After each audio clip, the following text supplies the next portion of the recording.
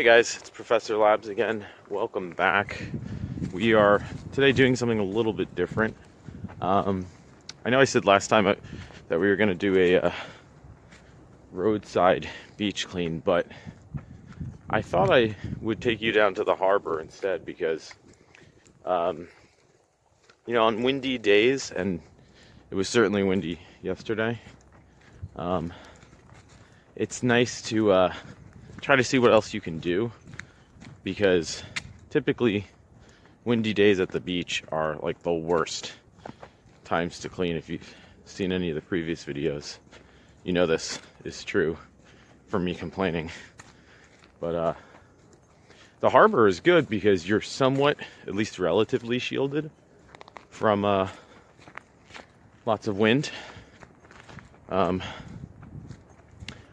Having said that, I'm starting to already regret this idea because it was really windy last night, like 50-mile-per-hour wind gusts, which were so strong that they actually canceled the ferries, the local ferries by us, which is a big deal. It has to be pretty windy to do something like that.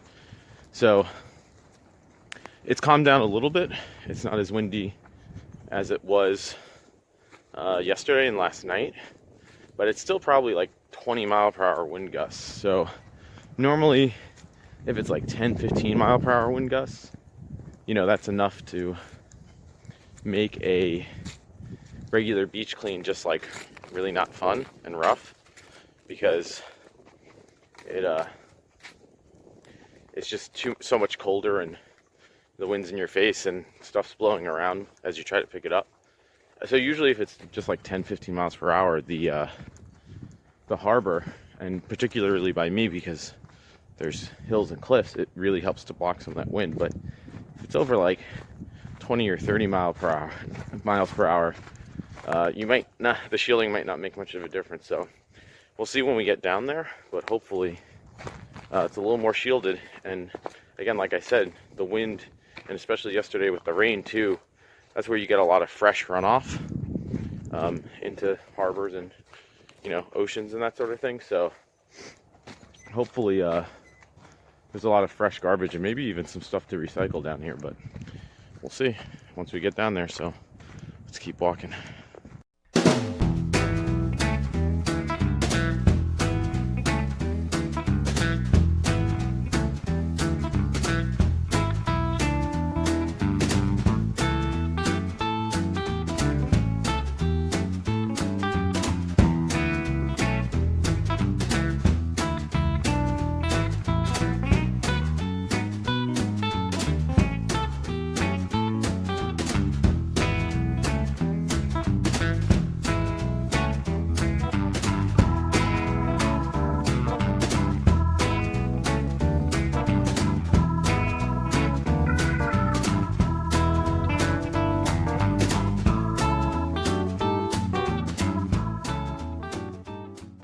So it's actually not as windy as I thought it was going to be down here, which is quite nice. However, there's not as much trash as I thought there would be either. So, oh wait, I say this as the wind whips up and I find some trash. So I think I should keep talking about this, right? So we're going to try to go around the coastal reeds because this is actually still part of the trail. So you might get more trash here, but you might get more people coming to help pick up too. So let's venture off into some of the coastal reeds and see what we can find out there. Well. Looks like we have a bin here that has a lot of plastic. I think we're going to take this with us. So it looks like from the underside, I don't know, maybe this was used by, there's a lot of clammers out here, especially in the winter. So maybe they were using this for materials or clams or something, because there's ropes and stuff on it too. But as you can see by the crack, it's no longer usable. But this will break down into a lot more plastic, so it's certainly worth bringing back with us if we can. But let's keep walking and see what else we can find.